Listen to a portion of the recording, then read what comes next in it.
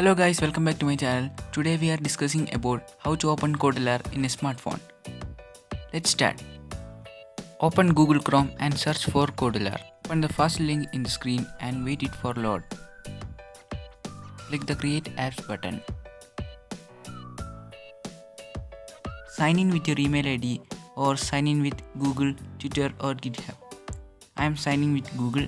Select your Google account to continue.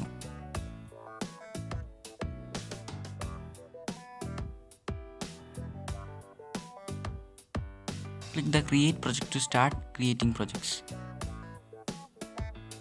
Give it a name and click the Next button. Okay, that's it. Let's wind up today. Subscribe my channel for the upcoming Codeler tutorials.